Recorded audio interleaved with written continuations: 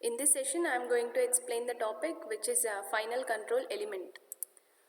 What is mean by final control element and how are the different types of final control elements we have depending upon the input signal we are going to apply and depending upon the signal whatever that is operating, depending upon that those are different types of final control elements. Okay, so in that final control elements here,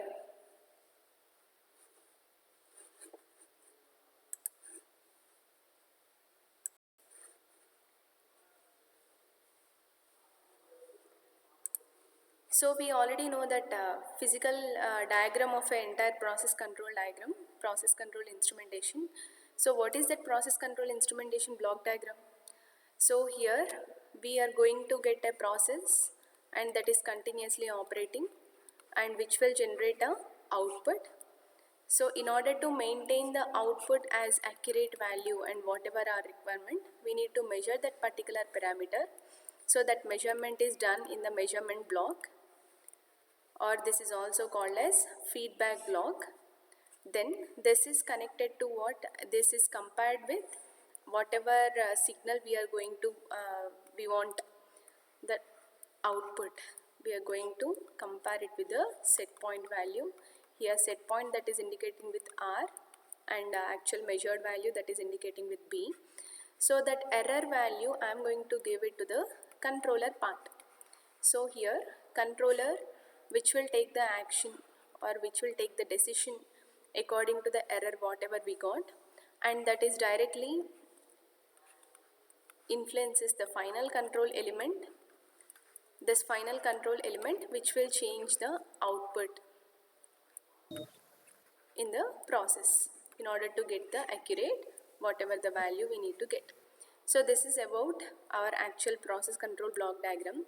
For example here, actually controller may be it a, basically controllers are different types we already seen in the last chapter, which is either it may be the electrical type, either it may be the pneumatic type, either it may be the hydraulic type. Here electrical controller which will generate the output as either voltage or current, pneumatic type which will generate the output as pressure, hydraulic type which will generate the pressure as viscosity. Okay, so this output which we are going to transfer it to the final control element. Basically final control elements also three types. For example, here I am going to use the electrical controller or electronic controller. Final control element I am going to use a pneumatic type. Here also we are having different types of final control elements depending upon the input signal we are going to apply. So those are divided into pneumatic type, hydraulic type as well as electronic type. These are the three types of final control elements. If our controller is an electronic controller, in the same way final control element is also electronic, then there is no conversion, there is no requirement of conversion of this controller output signal to the final control element input signal. Whenever you are going to use a different types of controller as well as a final control element. For example, in the controller you are going to use that electronic controller, but in the final control element you are going to use a pneumatic type of controller. These two systems are entirely different. This will generate the output, either it may be voltage or current. This I am going to connect to the input of the final control element. Is it possible? No. We need to convert this voltage and current into the pneumatic signal. After that, that conversion of pneumatic signal is going to apply to the final control element. Whatever the conversion is doing here, voltage to current or else current to voltage, that conversion, that part is called as a actuator. That part is called as a actuator. Here actuator, what is doing here? Actuator which convert the controller output signal into the whatever the requirement of a final control element signal. This actuator that will convert this entire output of the controller signal to the input of the final control element signal. Here final control element, what it is doing? Final control element which will operate the whatever the valves or whatever the things according to the whatever the controller output that will generate, that will directly influences the process. that will directly influences the process. So this is about the final control element basic introduction. So here that is a physical diagram or physical control systems with, which is represented by the block diagram. So here we need to, I already taken one example, which is a controller is a electrical signal, then final control is element is a pneumatic signal, then we need to convert it into the current or whatever the electrical signal to pneumatic signal. Okay, so what are the different types of conversions are there and what are the different types of actuators that we'll see now. So with the example, so here first I'll draw the diagram.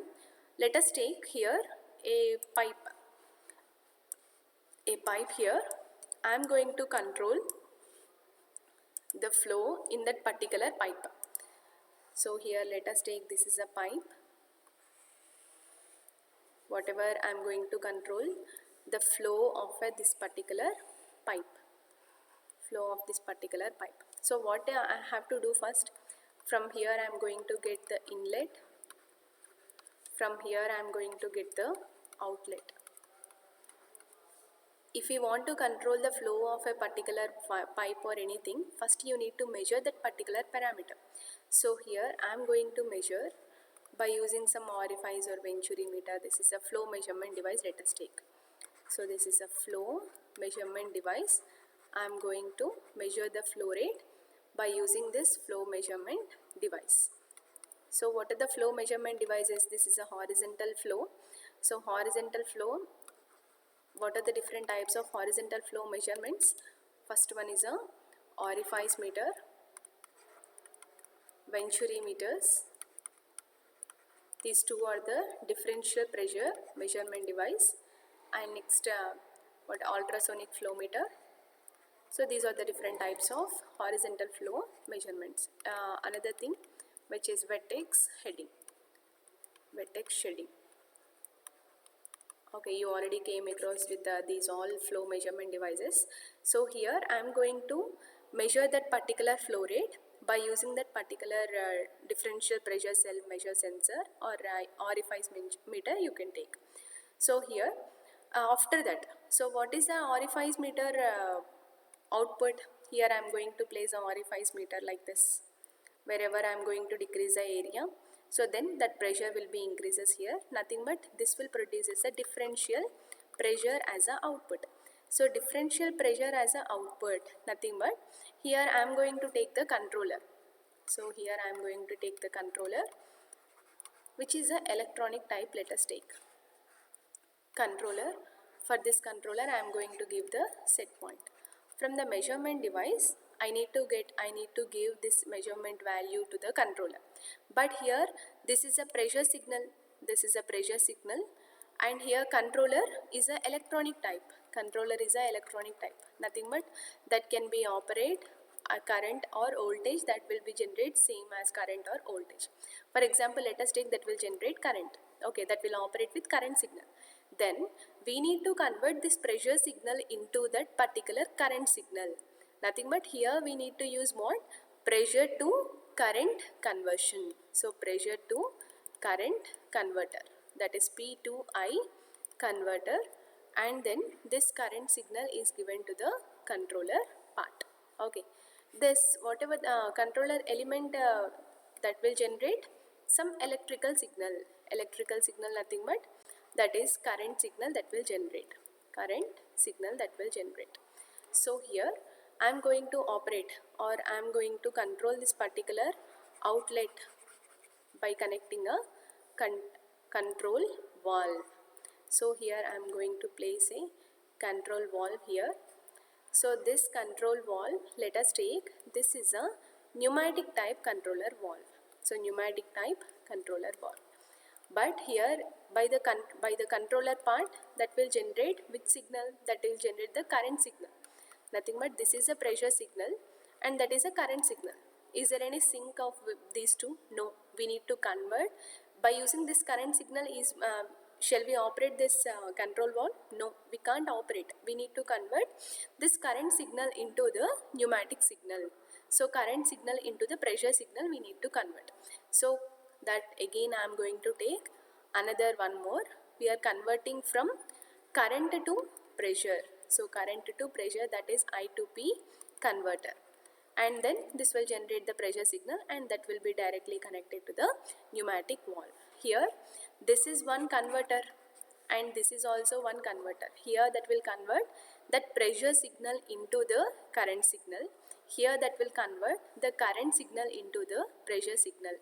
These type of conversions are called as a actuators.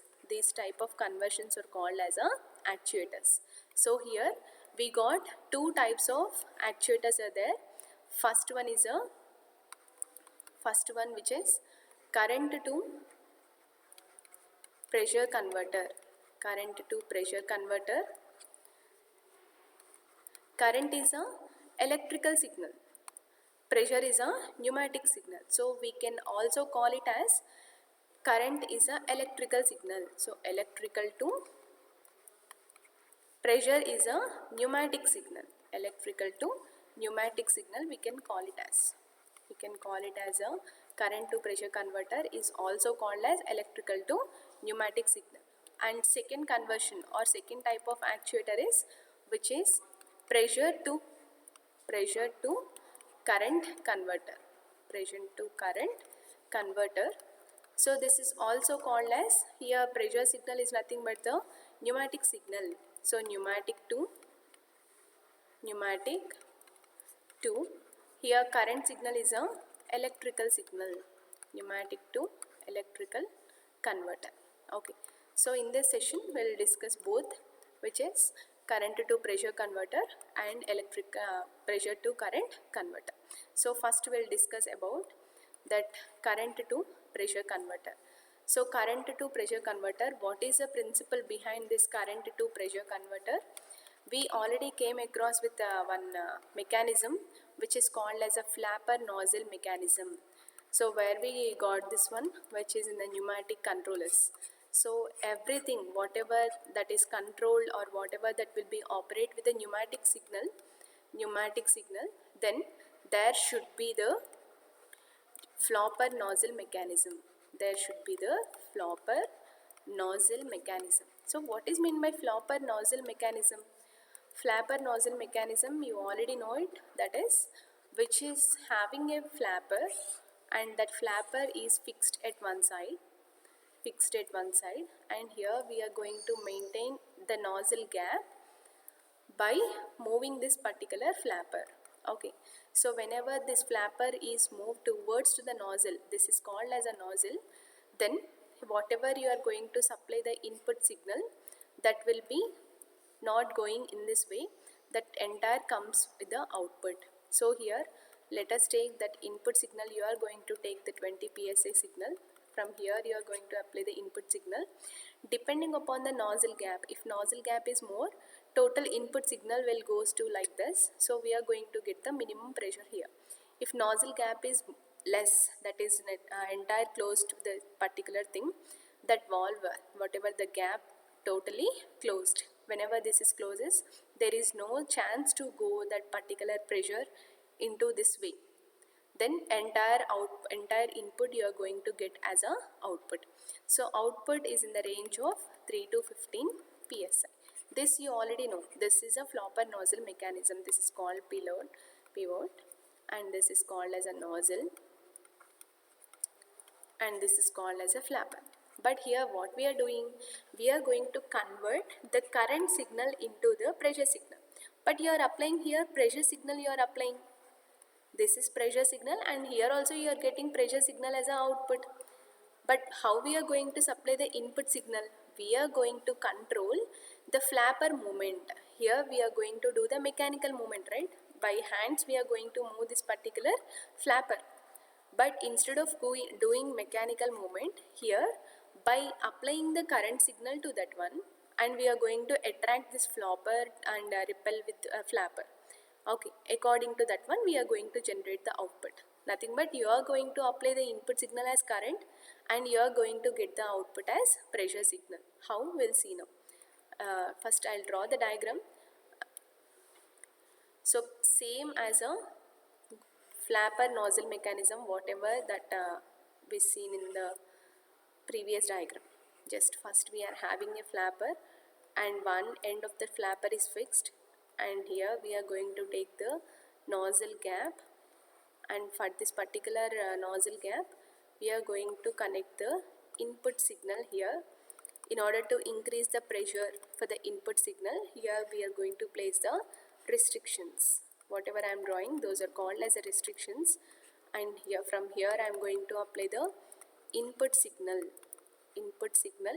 which is in 20 to 30 psi range. So these are called as restrictions, and from here we are going to get the output. So output which is in the range of 3 to 15 psi. So here I am going to take a coil here. This is a different thing. I am going to take a coil. For this coil, for this magnet or core, I am going to connect a coil here. For this coil, I am going to supply the input signal, that is here input. I am going to supply the current. So whenever current passes through in this particular coil, there will be generating some attraction force. Some EMF will be produced. This EMF which will attracts the flopper, in this direction. Whenever that will attracts, that nozzle gap will be reduces. Okay. For example, the input range of the particular current is 4 to 20 milliamps we are going to apply. 4 to 20 milliamps. So first let us take, we are not applying any current, just 0 amperes, 0 milliamps I am going to apply. So that is in the equilibrium position. Okay, there is no change, and that is not producing any output here. So the minimum current that we are going to apply in, that is 4 milliamps. So whenever you are going to apply the minimum current here, this current and coil construction is there. So that will produces the minimum EMF. Minimum EMF nothing but that will attract very less. Nothing but here nozzle gap will be more. So whatever you are going to supply input signal here, that will be entire moves in this direction. Then we are going to get the minimum output, that is 3 psi we are going to get. Okay, so same thing, you are going to increase the current linearly. Okay, then EMF produced is also increases linearly. Then that EMF increasing means that attraction force will be increases. Whenever the attraction force is increases, this flapper will moves near to the coil. Nothing but that will gap will be reduces here. Whenever gap reduces, that entire input pressure that may not goes in this way, that we are going to get at the output. Okay, so that output is also increases linearly. Whenever you are going to apply the maximum current, so maximum EMF will be produced, that will attract entire thing, nothing but that will moves like this near to the coil, that will entirely closes the nozzle. So there is no path to move the whatever the input in this direction. So we are going to get at the output, that is maximum pressure you are going to get as a 15 psi. So this what you are applying here, we are applying current as an input. What you are getting output, that pressure signal we are going to get as an output. So that current to pressure converter, will call it as a current to pressure converter here. So current is a electrical signal, and here pressure is a pneumatic signal. So this is also called as electrical to pneumatic signal, pneumatic conversion also. Okay, so but you have to remember the range of that particular input signal and output signal. We are going to supply input as 4 to 20 milliamps current. What you are getting here, output we are going to get 3 to 15 psi. 3 to 15 psi, which is a pressure signal we are going to get. Okay, so this is called as one type of actuator, which is current to pressure converter.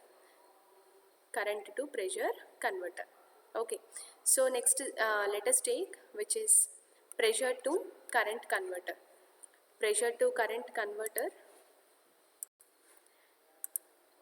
So which is current to pressure we finished. Now we are going to explain pressure to current converter. Pressure to current converter.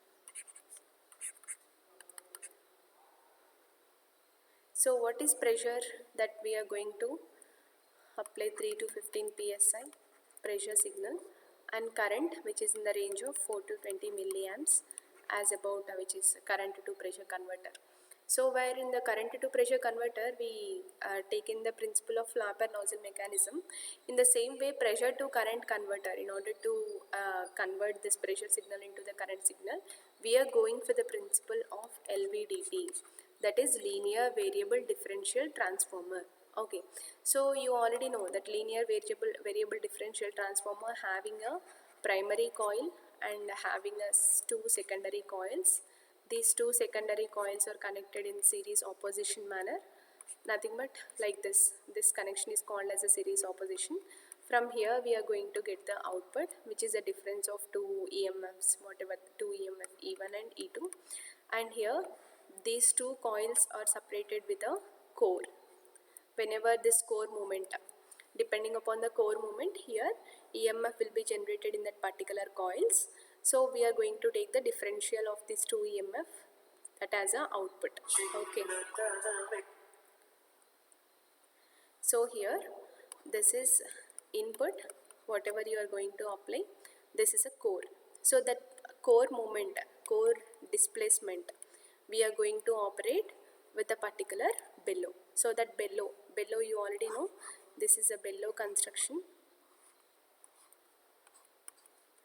This is a bellow which is input here. You are going to apply input here. So whenever you are going to apply input, this will expand according to that one. From here you are going to get that this will expand like this. Okay, that linear movement will be done. This linear movement we are going to connect to the particular core. So first I will draw the diagram for that one. Same as a LVDT, which is extra thing is here we are going to have a bellow construction. So this is called as a primary coil, and here this is a secondary coil.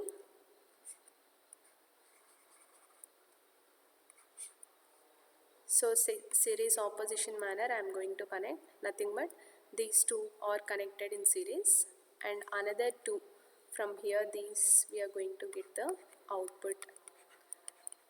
Here let us take this is E1 and this is E2. So output E1 minus E2 you are going to get. So these two are separated with a core. First initially core is in the equilibrium position. So here I am going to connect a bellow.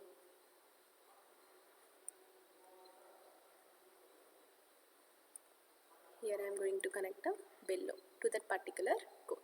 So from here you are going to apply the input signal. So input, that is a pressure signal, that is 3 to 15 psi, and this is connected to the AC excitation, that is 230 volts and 50 hertz input signal. So this is a primary coil P, and this is secondary coil S1 and secondary coil S2, and this is called as a core. So same as a linear variable differential transformer, but here is a thing, that is bellow. Okay, displacement of the particular core is depending upon the whatever the input you are going to apply to the bellow. So whenever input is that is minimum you are going to apply, that is 3 psi you are going to apply, this bellow will expand very less, nothing but less displacement will be done here. So that will displace the core very less. So according to that movement of the particular core, this will generate the differential whatever the EMF, that as a output. But this EMF is nothing but voltage. You are going to get voltage as a output. So here we need to convert this voltage into the current by taking V2I converter here. V2I converter, this already you are going to get in the LICA, directly LICA. From here you are going to get output as current signal. Okay, so if pressure is increases here, this bellow expansion is increases. This bellow expansion is increases means that movement of that particular core is increases. That differential EMF is also increases. That current value is also increases. So same principle of LVDT, just we are going to connect one extra bellow here. That input signal 3 to 15 psi as a pressure signal you are going to apply, and same thing output you are going to get in the range of 4 to 20 milliamps.